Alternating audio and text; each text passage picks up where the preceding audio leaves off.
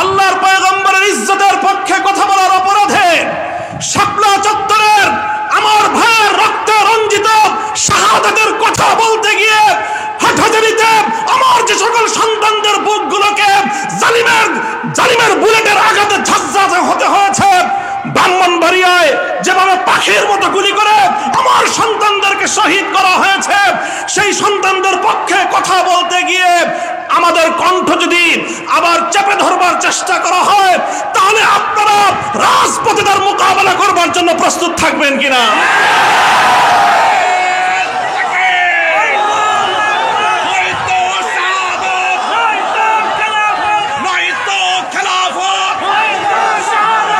সংগ্রামী সাথী, ইনশাআল্লাহ আল্লাহর জমিনে আল্লাহর দ্বীনের ঝান্ডা সমুন্নত রাখতে, আল্লাহর পয়গম্বরের ইজ্জতের হেফাজত করতে, এদেশের নাস্তিক্যবাদকে রুখতে, এদেশে ইসলামকে উপড়ে ফেলার সকল ষড়যন্ত্রকে রুখার জন্য যদি এর চেয়ে বড় ত্যাগ এবং কোরবানির প্রয়োজন হয়, হাসি মুখে আমরা সেই ত্যাগ করতে প্রস্তুত রয়েছি। জীবন দিতে হলে জীবন দিতে প্রস্তুত রয়েছি। সন্তানদেরকে যদি এতিম করতে হয় সেজন্য আমরা প্রস্তুত রয়েছি। স্ত্রীদেরকে যদি বিধবা করতে হয় সেজন্য আমরা প্রস্তুত রয়েছি। মায়ের বুক যদি আমাদের খালি করতে হয়, আমাদের মায়েরা বুক খালি করে চোখের অশ্রুতে তাদের কলিজার টুকরা সন্তানদেরকে মাটির নিচে খোদার হাতে সুপর্দ করবে। কিন্তু ইসলামের জন্য, ইসলামের বিপক্ষ কোন শত্রুর সাথে এক মুহূর্তের জন্য আপোষ করতে প্রস্তুত না।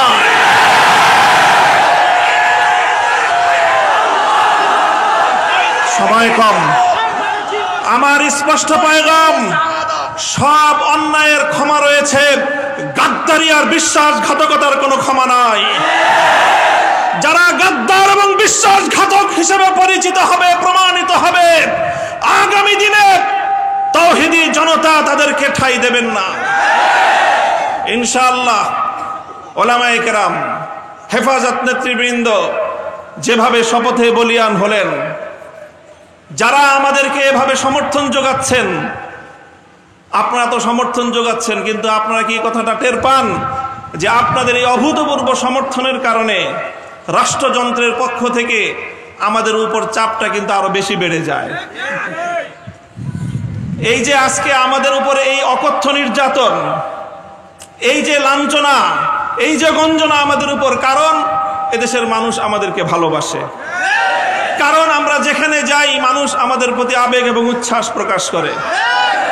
এখন আপনারা যদি আবেগ আর উচ্ছ্বাস প্রকাশ করে ঘরে গিয়ে বসে থাকেন চুপ করে, তাহলে আমাদের উপর কিন্তু চাপটা, জুলুমের স্টিম রোলারটা আমাদেরকে কিন্তু নিষ্পেষণ করে দিবে।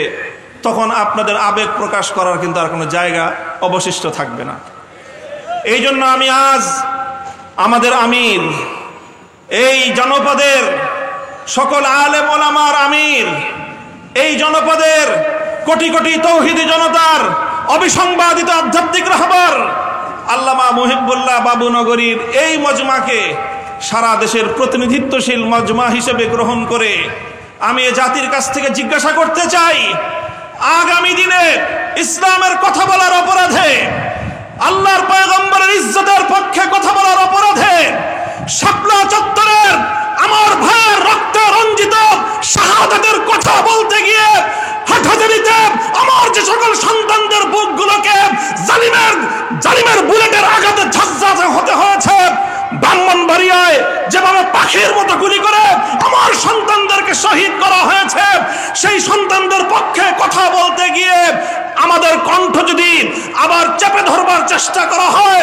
তাহলে আপনারা রাজপথে তার মোকাবেলা করবার জন্য প্রস্তুত থাকবেন কিনা?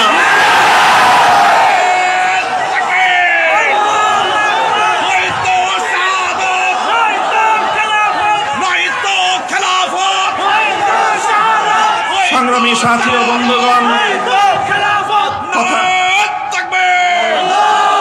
কথা দীর্ঘায়িত করার অবকাশ নেই। আমি আমার দীর্ঘ কারাবন্দিত্বের সময়ে আল্লাহ পাক রব্বুল আলামিনের রহমতের উপর আমার আস্থা, অবিচল বিশ্বাস ছিল যে আল্লাহ রব্বুল আলামিন নতিজা ভালো করবেন, উত্তম ফলাফল আমাদেরকে দিবেন, সে আস্থা এবং বিশ্বাস ছিল। প্রথম দিকে যখন আমাদের মরহুম আমির হেফাজত আল্লামা জুনায়েদ বাবুনগরী হাফিজাহুল্লাহ তাআলা তাকে আমরা জীবিত রেখে কারাগারে বন্দী হয়েছিলাম, তার উপর একটা বড় আমাদের আস্থা ছিল যে তিনি ইনশাআল্লাহ এই বন্দী মজলুম আলেমদের জন্য, শহীদ আমাদের সন্তানদের জন্য, ব্রাহ্মণবাড়িয়ায় নির্বিচারে হত্যাকাণ্ডের শিকার আমার শহীদ ভাইদের এই হত্যার বিচার আমাদের এই জন্মভূমিতে প্রতিষ্ঠিত করবার জন্য তিনি বলিষ্ঠ ভূমিকা পালন করবেন। আমাদের কারাবন্দীদের পক্ষে তিনি জাতিকে, জনমতকে সংগঠিত করবার জন্য বলিষ্ঠ ভূমিকা রাখবেন। কিন্তু আল্লাহ রাব্বুল আলামিনের ফয়সালা ছিল ভিন্ন কিছু। আমরা কারাবন্দী হওয়ার কিছুদিনের মধ্যেই সেই মর্মান্তিক শোক সংবাদটিও আমাদেরকে সহ্য করতে হয়েছে। আল্লামা জুনায়েদ বাবুনগরী রাহিমাহুল্লাহ তাআলা শাহাদাত বরণ করেছেন। আল্লামা জুনায়েদ বাবুনগরী শাহাদাত বরণ করেছেন।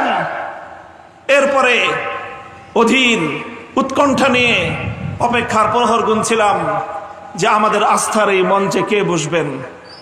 যখন জানতে পারলাম ওলি ইবনে ওলি, এ জাতির শ্রেষ্ঠ সন্তান, আস্থার মূর্ত প্রতীক আল্লামা শাহ মুহিবুল্লাহ বাবুনগরী হাফিজাহুল্লাহ তাআলা ইমারতের এই ঝান্ডা তিনি নিজ হাতে তুলে নিয়েছেন, সিজদায় শুকর আদায় করেছি, আস্থায় বুক বেঁধেছি যে ইনশাআল্লাহ একদিকে তিনি আরশের মালিকের সঙ্গে রাতের বেলায় চোখের অশ্রু ছেড়ে তিনি এই সংকট উত্তরণের জন্য আল্লাহ পাক রব্বুল আলামিনের সাহায্যকে জমিনে টেনে আনবার জন্য চেষ্টা করবেন। অপরদিকে তিনি জীবন দিবেন, কিন্তু কোন জালিমের রক্তচক্ষুকে পরোয়া করবেন না, কোন জালিমের সামনে তিনি মাথা নোয়াবেন না।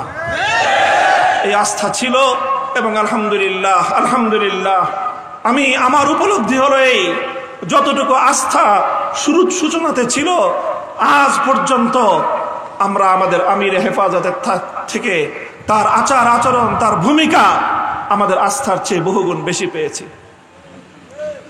আমাদের আমির আল্লাহর পক্ষ থেকে আমাদের জন্য অনেক বড় নিয়ামত। ইনশাআল্লাহ আমির হেফাজতের হাতকে যদি আমরা এভাবে শক্তিশালী রাখতে পারি, এদেশে আমাদেরকে জুলুম করতে পারবে, আমাদেরকে গুলি করে হত্যা করতে পারবে, কারাগারগুলোকে আমাদেরকে দিয়ে ভরপুর করতে পারবে। বাংলাদেশে কারাগারের সর্বমোট আসন হলো 70,000। কয় হাজার? আমরা শাপলা চত্বরে গিয়েছিলাম, কমপক্ষে হলো 20 থেকে 25 লক্ষ। 70,000 হেফাজতের কর্মীরা কারাবন্দী হবে, কিন্তু জালিমের সামনে মাথা নোয়াবে না। এই দেশের 1 ইঞ্চি মাটি নাস্তিক্যবাদ এবং ইসলাম বিদ্বেষের জন্য কারো হাতে ইজারা দেবে না ইনশাআল্লাহ। আল্লাহ পাক আমাদের সকলকে তৌফিক দান করুন, কবুল করুন। আমাদের আমির হেফাজত সহ আকাবিরিনদেরকে আল্লাহ পাক দীর্ঘ নেক হায়াত দান করুন। ওয়া আখিরু দাওয়ানা আলহামদুলিল্লাহি রাব্বিল আলামিন। আসসালামু আলাইকুম ওয়া রাহমাতুল্লাহ।